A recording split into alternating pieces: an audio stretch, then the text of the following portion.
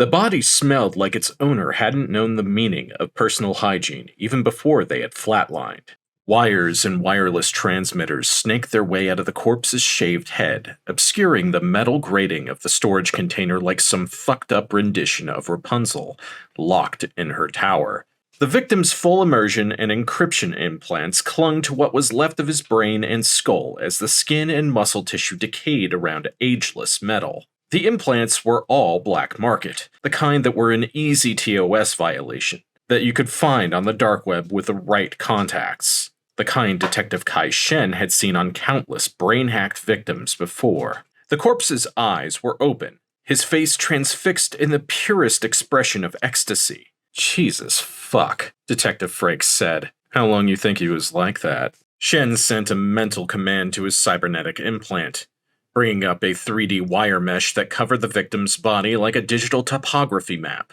The scanner did its job, analyzing everything in the storage container, from the air temperature and the corpse's body temp to the decomposition of the victim's body and organs. The body was still in rigor mortis. Scanner shows he's been dead for at least 24 hours, if not a little longer. I mean, in the chair, Tanesha said.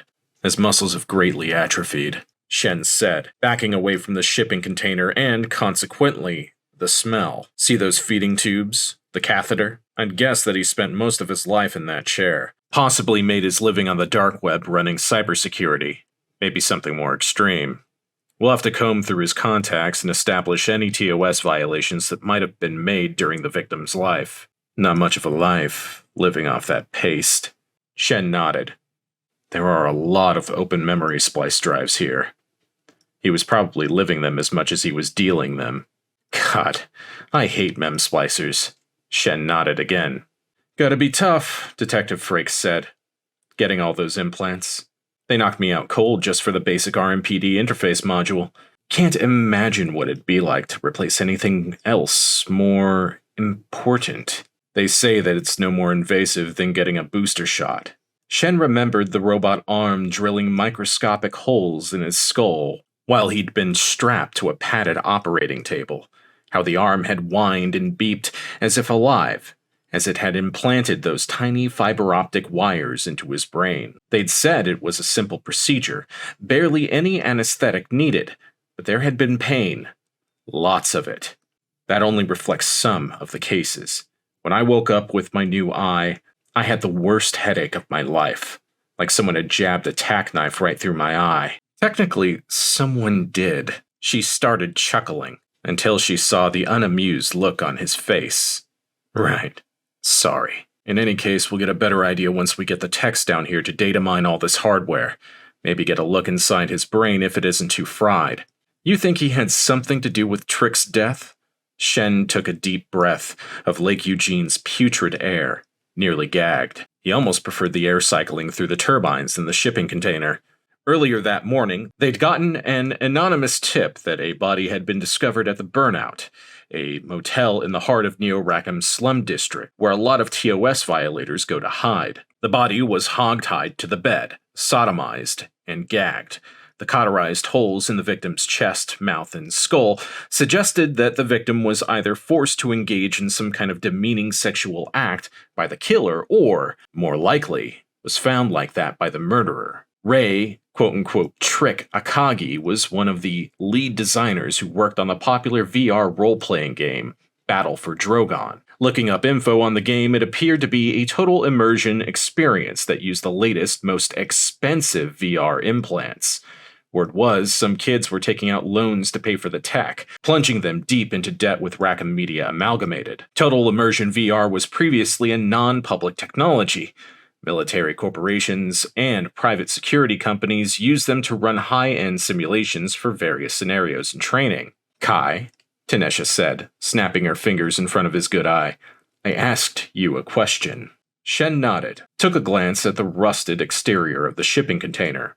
No, I don't think he's the murderer. But Akagi's VR implant was last accessed by this place, Tanesha said. Isn't it possible that they took each other out?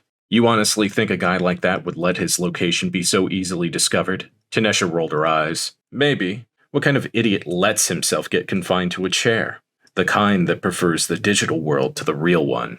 Okay, Then how is he not our guy? I'd be willing to bet that's a smokescreen meant to throw us off the real killer's tracks.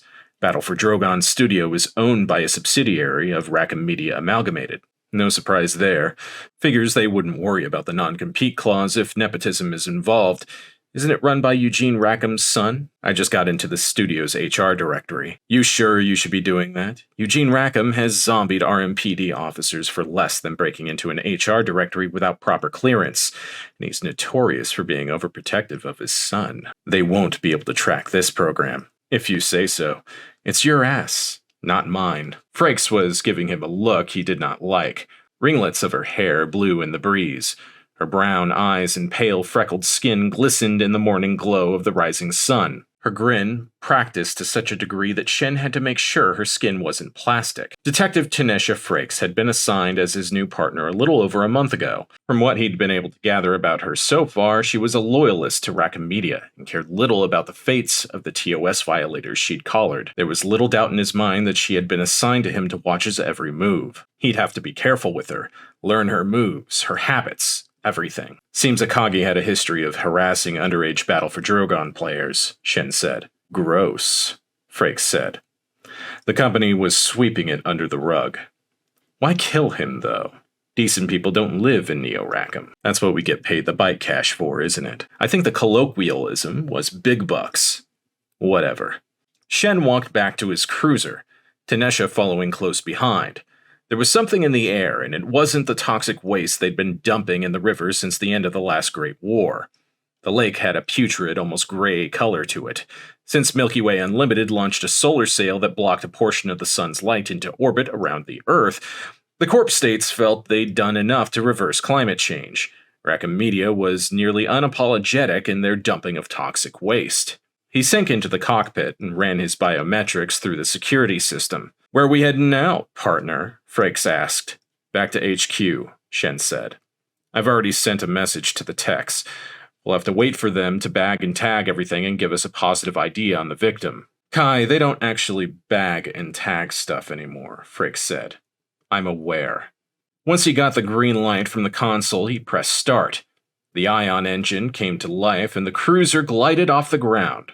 He could never get used to how silent these new generation sky transport vehicles, skykars for short, were. The only sound that the cruiser made was the hum from the fusion reactor that powered the ion engines and made it possible for the thing to fly. The cruiser rose above the docks, offering a view of Neo Rackham's central mega skyscrapers, stabbing into the smog layers and towering high above even the tallest clouds.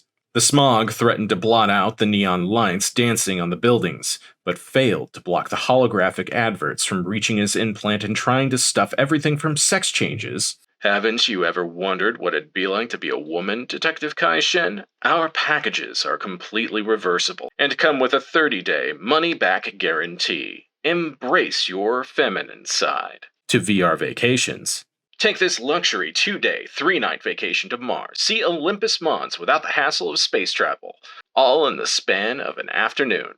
To new skykars. Wouldn't you like to fly home in a state-of-the-art Gex 7 Series skycar? Retire that old cruiser, Detective Kai Shen. We've got financing packages available and insurance to cover you if a nasty perp causes you to wreck. Rackham Engineering is the only company that delivers same-day guaranteed. Right down his throat. Rackham Media kept exclusive rights to track a user's physical and Rackham social activity, no matter how private those actions were supposed to be. It took some hefty hacking skills to keep the crawlers from weeding their way into your files. Shen always made sure to keep certain aspects of his implant firewalled, but kept superfluous data open to the crawlers so no one got suspicious of what he might be hiding. Occasionally, those crawlers would stumble onto TOS violations and alert RMPD of the offense if it was bad enough. No, it wasn't the smog. This wasn't a case of mutually assured destruction. He was sure of it.